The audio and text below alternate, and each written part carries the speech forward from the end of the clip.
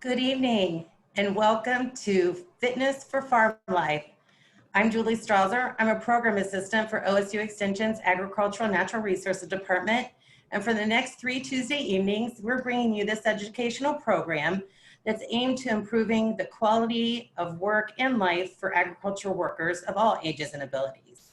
So the goal of the program is to show you that by taking some small steps and cares for our bodies and physical health today, we can in turn improve and preserve our physical abilities to continue doing what all of us love to do, which is farming. So starting us off tonight is Dr. Dee Jepson. She is an associate professor and our state agricultural safety leader. So Dee, if you want to go ahead and get started, I will go ahead and turn this program over to you. It is being recorded, so please acknowledge that notice. And Dee, I'll let you guys take it away. Great, thank you, Julie. As the director of Ohio Agribility, it's my pleasure to bring this program to you tonight.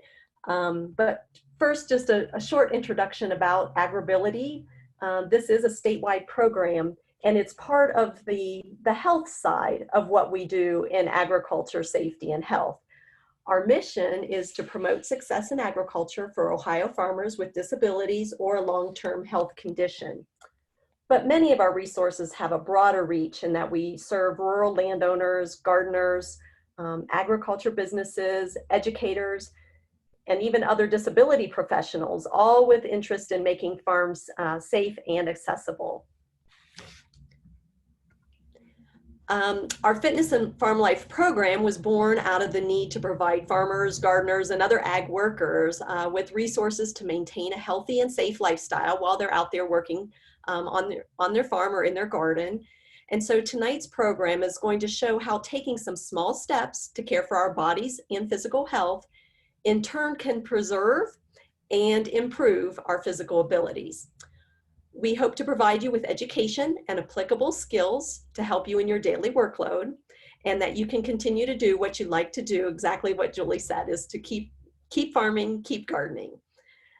We know that exercise is also a major component of this program, and the benefits on the human body are consistently corroborated by the health research as being a top recommendation for health, wellness, and injury prevention.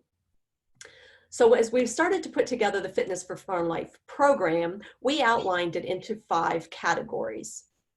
And those are here on the screen: body mechanics, safe lifting, exercise and stretches, health and wellness, and chronic pain management. While all of these topics alone could just stand on their own, we feel that together they really put a nice cohesive program for us together. And so tonight we're going to focus on those first 2, body mechanics and safe lifting. And then for the next 2 Tuesdays at 7 p.m., we will present the following topics, with next week being exercises and stretches on May 12th, and health, wellness, and chronic pain management on May 19th. So when we started talking about this program almost a year ago, we had 2 students that had interest in this topic. And over the course of this series, you're going to get to meet both of those students. But tonight's speaker is Leah Schwinn, and perhaps I should say Dr. Leah Schwinn, because as of Sunday, she was conferred with her doctorate degree in occupational therapy. But I met Leah when she was an undergraduate student here at Ohio State, and we have stayed in touch over the years as she went through her occupational therapy program. And Leah and I have had many conversations about Agribility and its benefits and some opportunities of where it can grow. And she has always told me that she could see herself working in a program like this someday. Well, I guess this day is tonight. Actually, the day came about a year ago when we started putting together this program, and so without any further ado, I'm going to just turn this over to her and allow her to share a little bit about herself and how she has put together tonight's program on safe lifting and body mechanics. So, Leah. Thanks for the introduction, Dee. Hello, everyone. I am Leah Schwinn, and as Dee said, I'll be your presenter tonight. A little bit of background on me. I grew up on and live on a grain farm in Lorain County. I completed my undergraduate degree at Ohio State within the College of Food, Agricultural, and Environmental Sciences, and then recently graduated, as Dee said, from Ohio State's College of Medicine with my doctorate in occupational therapy. As an occupational therapist, I focus on prevention of injury and disease through wellness principles and an in-depth understanding of how our bodies are made and work. And I also focus on the rehabilitation aspect, where I work with my clients to get them back on their feet after any sort of debilitating injury or illness or any chronic condition they may have. This combination of preventing injury, using our bodies in the way they were built to be used, and caring for them while working on the farm is what brings us to today's presentation. So I want to thank all of you for joining me virtually tonight as I talk about fitness for farm life, specifically on the topics of body mechanics and safe lifting practices. So body mechanics, I want to first give some background knowledge on what body mechanics are. And the term body mechanics is just a technical term used to describe how the body moves through different positions throughout the day. So think of how your back, your neck, arms, or legs are positioned to do all of your daily activities. Understanding body mechanics, or how our bodies were created with their muscle and bone structures, will help us make sure we are asking our bodies to move into positions the correct way. Why this is important for us is by understanding how the body was made to move and work helps us to be more mindful of what and how we put stress on our bodies. Using this knowledge, we can reduce risk of injury and keep our bodies in best working order. So in order to understand what those positions the body was designed to safely be put in, we have to have a brief understanding of the way our bodies are built.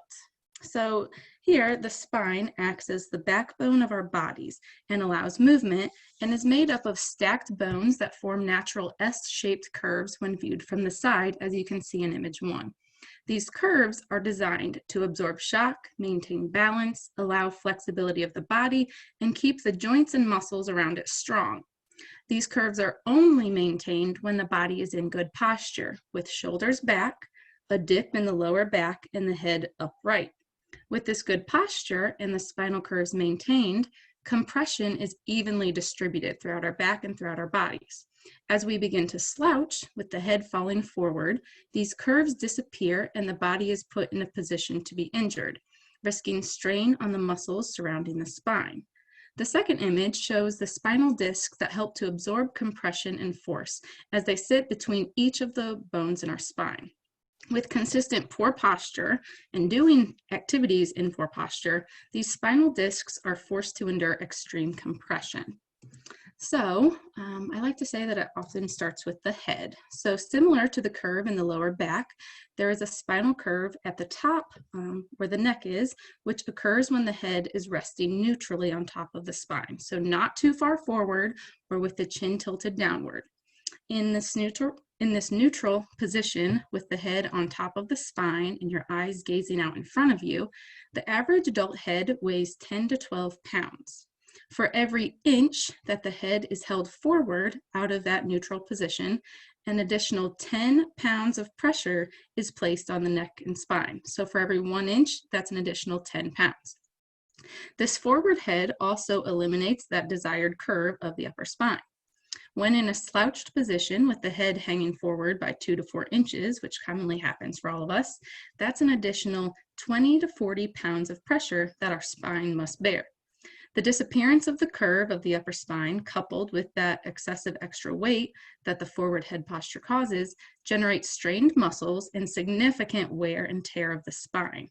As if this wasn't enough, research also shows that lung function and gastrointestinal function, so how you digest and absorb your food, can also be negatively affected with a head that is sitting too far forward on the spine.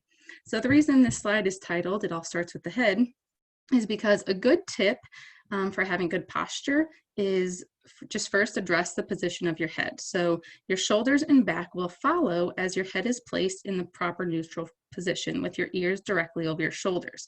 So I urge you now in all of your homes to go ahead and try this. Pull your head out of its slouched forward position and see how, as you raise it up, your shoulders and your back will begin to follow. So this image is from a research article that discusses the stresses of posture on the body. and it shows a progression of the increased weight and pressure we talked about as the head moves forward off the spine. On the far left of the image, you can see that the posture is upright and in neutral, with the ears directly over the shoulders, the curves of the spine are maintained, and they are looking straight ahead. The weight of the head in this posture is only the 10 to 12 pounds that an average adult head weighs, with no additional force or weight applied. As the head falls further and further forward throughout this image, as do our heads when we slouch or get lazy and fall out of good posture, additional weight is placed on the spine. By the far right of this image, with the head fallen forward to look down at their phone, the spine is being asked to carry 60 pounds of pressure rather than the 10 to 12 that it was created for. In knowing that research shows that most back injuries are from wear and tear, we want to make any changes we can to our posture that help decrease that wear and tear. So, everything I've said so far talks about anatomy and body mechanics, and we want to know how this applies to us and why this matters. So having grown up within the farming community, I'm no stranger to the dangers of farming, the physical stress farming can put on your body, the long hours spent in the cab of a tractor or standing on concrete, the heavy lifting that results in an evening full of back pain, or the repetitive tasks that you do over and over again that put stress on your joints and back.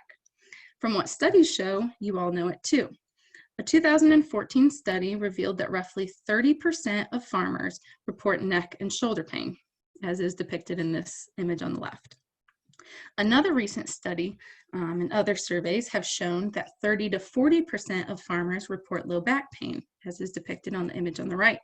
And if I had to guess, these numbers are actually much greater than what's being reported. The greatest cause for this pain, as I mentioned prior, is from wear and tear, or the daily stresses the back is overloaded with. While yes, farming and agricultural labor are intensive and hard jobs, and a lot of you are used to doing things a certain way, I'm here to shed some light that the pain and discomfort you may think are just a hazard that comes with the nature of the job don't have to be. Now, I know, what do I know about lifting a hay bale or working on equipment that you don't? A lot of you may say that you've been farming your whole life and are doing just fine, but at what cost? Is your body so fatigued by the end of the day that you have no energy left? Do you have consistent back or neck pain that just won't budge? And are you one wrong lift away from tweaking your back so much that it puts an end to your farming? No, I may not know more about your own farming practices than you do, but what I do know is a lot about the anatomy and physiology of the body and the work that goes into running a farm. And from this, I know that there are ways to prevent injury if only you take a few mindful adjustments to how you do your everyday work. So take a step back for a minute and think about, aside from maybe the weight room, if you played high school sports, there was never really a time in our lives where we were taught the right way to lift something in terms of keeping our bodies safe. So think of a toddler. At 2 years of age, you don't teach a toddler how to pick up a toy off the floor. And from there on, we all just sort of grow up and adapt on our own, bending over to pick up something off the ground or lifting something heavy in whatever way seemed to get the job done. We're not really conscious or mindful of how our backs, shoulders, legs, or necks were positioned. My hope is that if you take one thing away by the end of this presentation, it's that there's small and easy steps to take in order to reduce your risk of injury or risk of further irritating an old injury if you just take the split second to adjust your posture and body mechanics. So some tips and tricks on the farm. As a general rule, when sitting or standing, work should be done at elbow height. This keeps the head from having to bend too far forward and avoids bending at the waist, both of which can flatten those curves of the back that we saw earlier. Chairs can be useful in adjusting your own height in comparison to the workstation as seen in image 1. Image 2 shows the workstation at a mid-thigh height, which is too low. That forces the head to look straight down to see what they're working on. The third image shows a workstation that has been raised to be at elbow height when the worker is standing. So you can elevate or lower a workbench, feed station, or other workspace to accommodate for working at elbow height. Crates, pallets, concrete blocks, and other material can be used to increase the height of a workstation. Some adjustments, when possible, keep what you're looking at at or just below eye level. So objects on the farm to consider this with would be a smartphone, holding them up to your eye height so that your head doesn't drop down and forward to look at the screen as in these images. Or think about at your desk, your computer monitor, raising or lowering the height of the monitor so that the top of the screen is just at eye level. That will keep your head neutral with your eyes gazing straight forward. This also applies to anything else small that you can easily hold in your hands or adjust at your workstation. In a tractor, it could mean adjusting the height of a seat and or a steering wheel to assist in keeping the head from falling forward to look down. We also want to balance both sides of the body. And what I mean by this is treating both sides of your body equally so you don't overstrain some muscles while not using others. For example, if you typically turn around to look out of the back of the cab of a tractor over your left shoulder, make a mental note to try to equally turn and look over your right shoulder. Similarly, if you have to carry a full 5-gallon bucket, rather than putting all that weight on just one side of the body, split the load in two and carry one bucket in each hand to even out the force and weight. Simple changes such as these will keep repetitive overuse activities from overstraining your muscles and ensure that your body is kept aligned and balanced. One tool to use to help maintain those curves of the spine that we discussed is to use lumbar support. So this can be done in the cab of a tractor, in your truck, at a desk, wherever you find yourself sitting a lot throughout the day. Benefits of having external support, such as lumbar support cushion, can reduce the load placed on the spinal column. So if you're sitting for prolonged periods of time, alternate between sitting back in the seat with a lumbar support, and then switch your posture so you're sitting at the front third of your seat in a freestanding good posture. So omitting that lumbar support and moving to the front of your seat helps your core muscles turn on and work and strengthen, which decreases your risk for injury. Though on the other hand, this can often get tiresome, and having some external support, such as those cushions, is great for when your muscles tire out from holding good postures for too long. So there's lumbar support cushions that you can buy, but there's even more homemade ways to do it, such as a rolled up sweatshirt or a towel as seen as in the image on the right. And this is just rolled up and placed in that lower part of your back where you can feel a curve. And this helps to maintain that spine.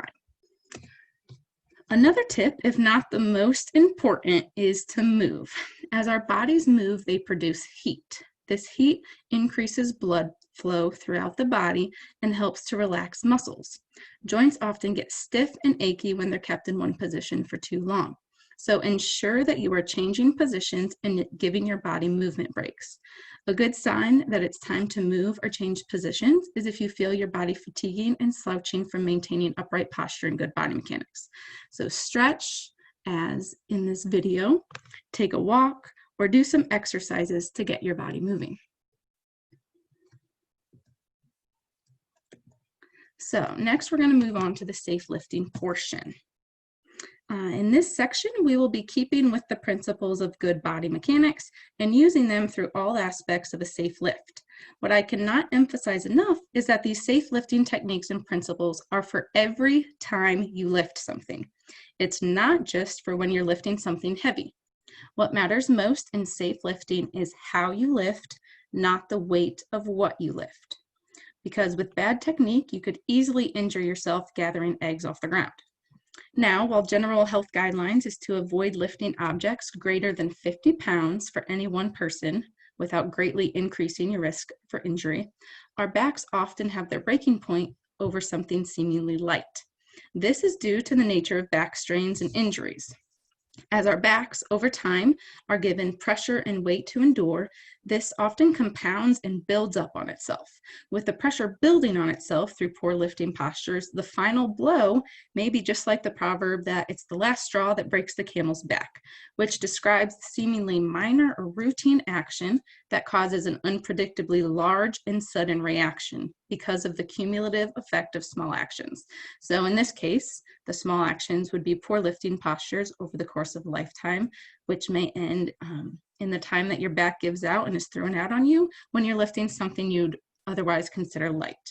So with back injuries, they do not discriminate over the weight of the object, and they do not discriminate over the age of the lifter. So whether you're 13, 28, or 72, safe lifting techniques are for everyone. So listen up.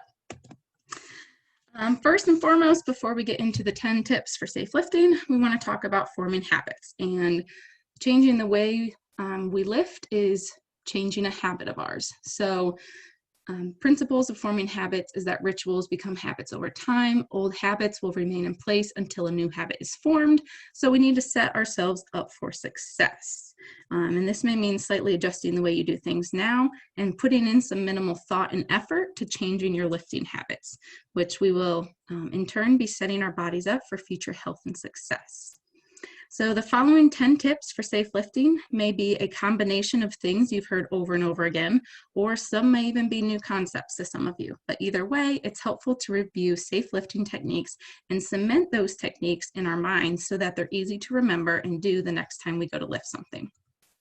So first, we talk about a wide base of support, which is a pretty simple one that a lot of us already do, but in thinking of these techniques, we want to always be conscious and mindful of what we're doing and make sure we're doing them. So based on physics and laws of gravity and force, having your legs shoulder width apart with one of your legs slightly in front of the other allows for greatest balance, force, and support. So on the left image, clearly that's a narrow base of support. Their feet are directly under them. So this would be an improper way, while the other two images on the right show good wide base of support. Secondly, we have that we want to keep our head in a neutral position. So not too far forward, adding those 10 pounds of pressure for every inch, and not overextended or not twisted. We want to keep an even gaze in front of you while you're lifting to help avoid stressing your upper back muscles. So on the left, his head is forward and not sitting right on top of that spine, but on the right, it's the correct posture where he's looking straight out in front of him as he should be. Third, we want to keep what we're carrying close to us. By keeping it close to us throughout the entire lift process, so when lifting it, carrying it, and setting it down, you reduce the amount of force put on your body. Now, while most of us would follow this inherently, because who here would try to carry a feed bag at arm's length? That's really hard. Most people don't really follow this rule when they're picking up or putting down an object. So too often I see people drop an object to the ground rather than slowly lowering it in the same manner they picked it up. So what happens when you drop a heavy object such as a straw bale or bag of feed? There's a jarring effect that occurs on your spine, which adds unnecessary pressure and force, further exacerbating that wear and tear we've talked about. So throughout this entire lift of these images, you can see from where he's picking up the bale in the top picture, carrying it or transferring it in the second, and then preparing for the release of the object, he has the straw bale close to him the entire time. Next, we want to engage our stomach muscles, and this is something that people often forget in a lift. So keeping your core muscles or your lower stomach muscles engaged will add support to your lift, decreasing your risk of bending or overextending your back. So like I said, this is often a conscious effort. You have to think about turning these muscles on. So to understand this concept, imagine, everyone do this in your homes, that you have a string that attaches your belly button to your backbone, and you want to shorten that string. So you want to pull your belly button back towards your back. And as you do this, you squeeze your lower core muscles.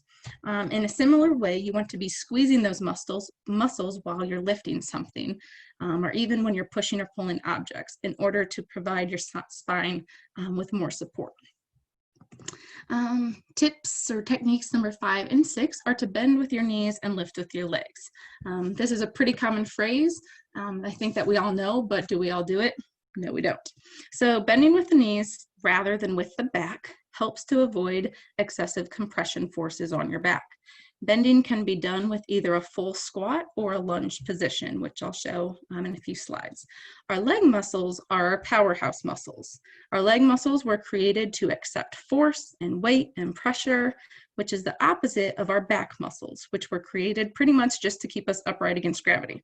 So we need to be smart about using our muscles for what they were intended for. And in this instance, we want to use our legs to lift rather than our back. So in that first image on the left, we can see that he's, curving his spine forward. When he stands up, all that weight will be on his back, which is the incorrect way of doing it. And then on the right, you can see his knees are bent, His legs are prepared for the force of the weight, and his head and his spine are in a straight line, all of which are good things to reduce your risk for injury.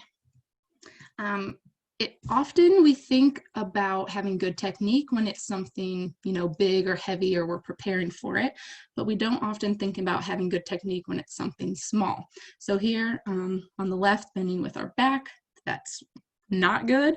And then on the right, again, we have that good posture. So here is just a video clip showing the difference of what it looks like to bend with your back. Again, this is not good. Glad I didn't get injured in that video. And then here we're squatting. We're lifting with our legs rather than with our back, which is what we want.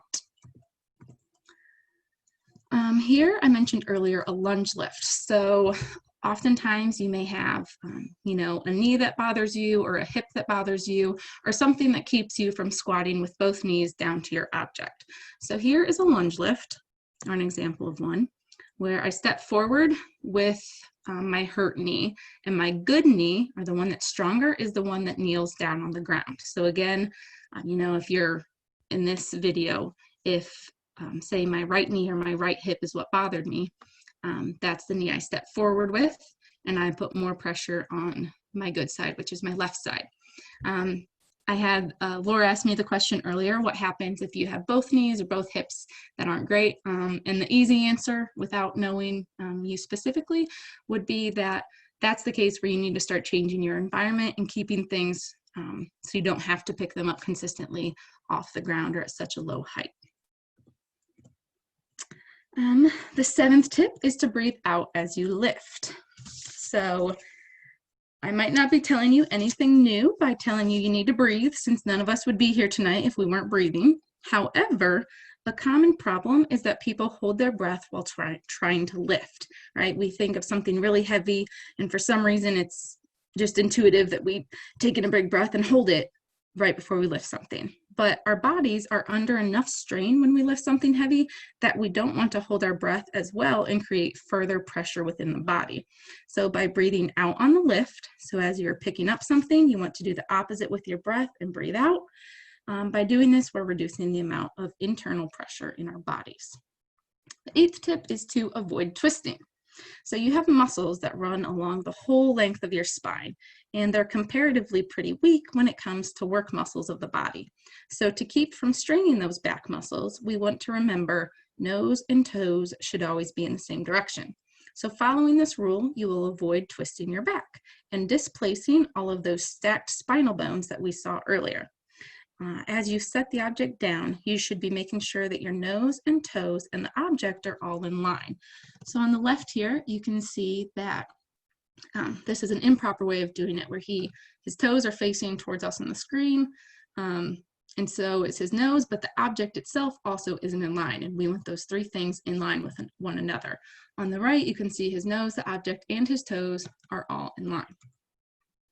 Here is a video of improper twisting, which we often do when we're trying to finish a job quickly.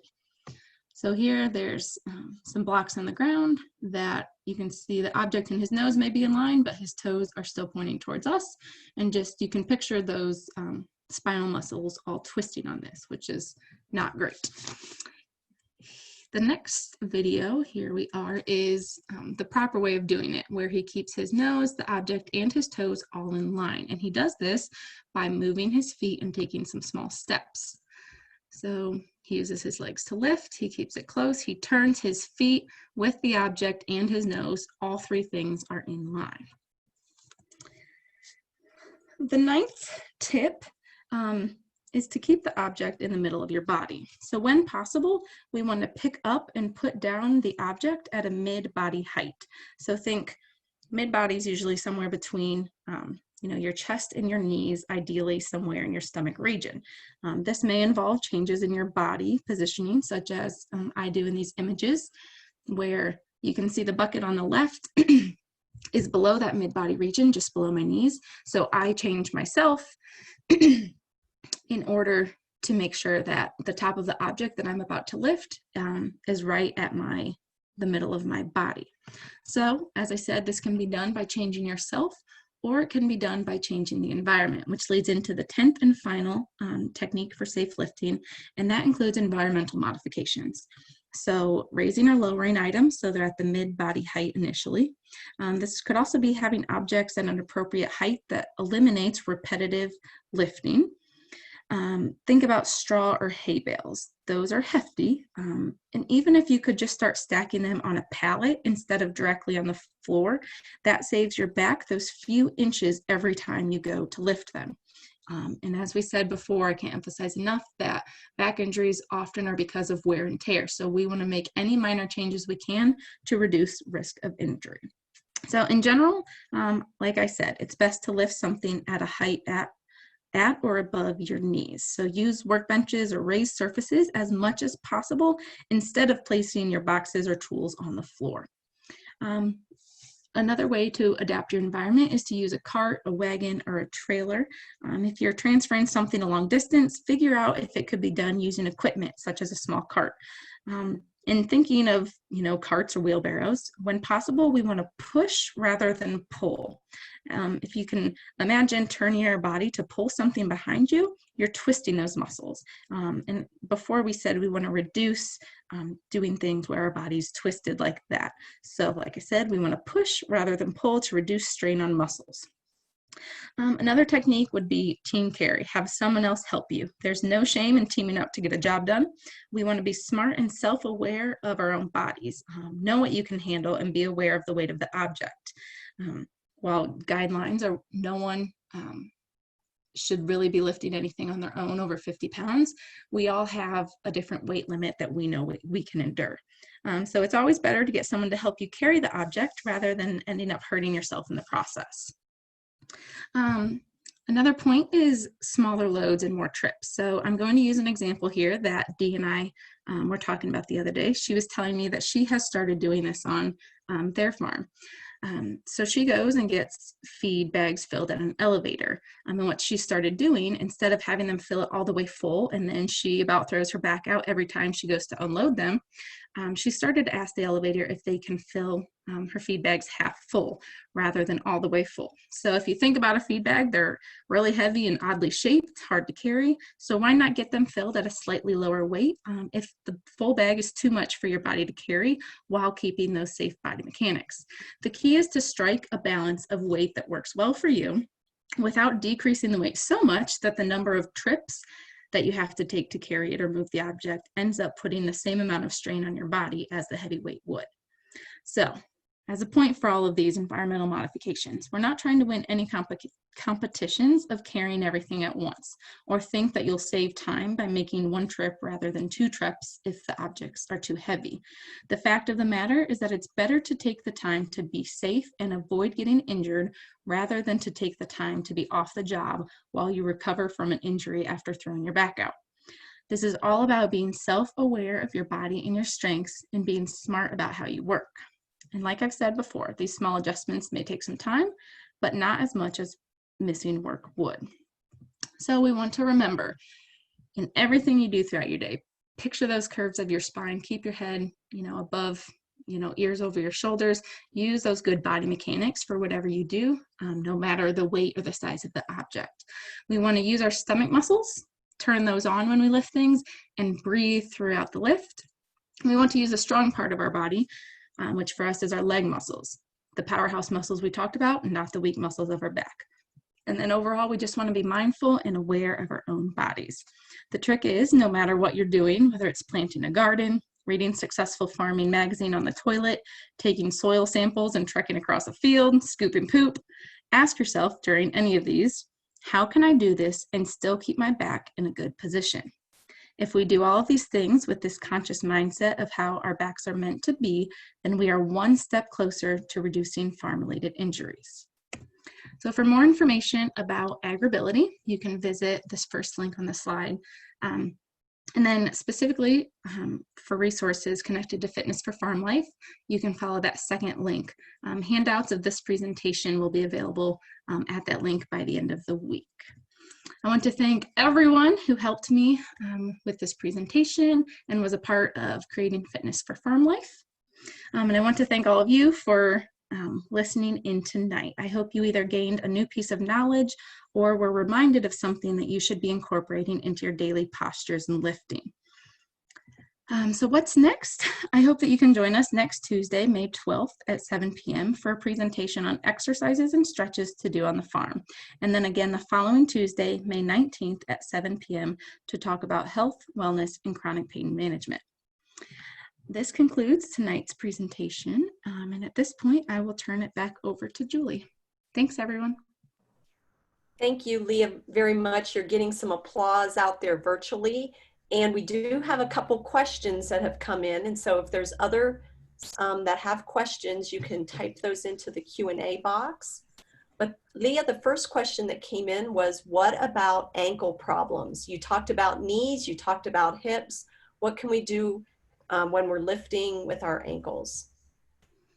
Okay, so ankles are a tricky part because often our center of gravity falls right where our ankles are. So a key thing, weight plays a big factor into ankle health when you're lifting things. So the more weight you have on your body, the further forward that the force of gravity and center of mass is placed on your bodies, which can really hurt your ankles and your shins. So just as a normal general health guideline, keeping your weight at a good level would be great for that. In terms of positioning and things for that, right, we don't want our feet to be splayed out really wide or in too far. We want to sort of keep them forward as our stance is wide. And really a big thing for ankles is doing exercises that can help to strengthen them. You have all of these leg muscles. So you have muscle bellies sort of in your calf region. And all of those muscles sort of go into tendons. So imagine a big, thick muscle belly, think of a cut of meat, that would be the muscle belly. And then sort of ends in a tendon. So more of a string-like structure. And that is what all of those muscles go through your ankle as. They go through as tendons, which often can be hurt in these ways. So doing anything to help strengthen those muscles and tendons, some of which will be discussed in next week's presentation about exercises, can really help to keep your ankles healthy and safe. But in general, just know that all these recommendations are sort of for the general population, but for specific health needs, check with your doctor. Thanks. That's good. And you actually answered the other one, so thank you. That was good. And I Perfect. don't see any other ones coming in. Okay. Well, thanks for the questions, everyone, and for listening. Thank you. And this will be then the conclusion of this. And Julie, they'll be able to access this on Ag Madness website later this week, I believe. Yes, this will be up tomorrow. Okay. Well, thank you, everyone. Hope you can join us next Tuesday. Good night, everyone. Thanks. Good night.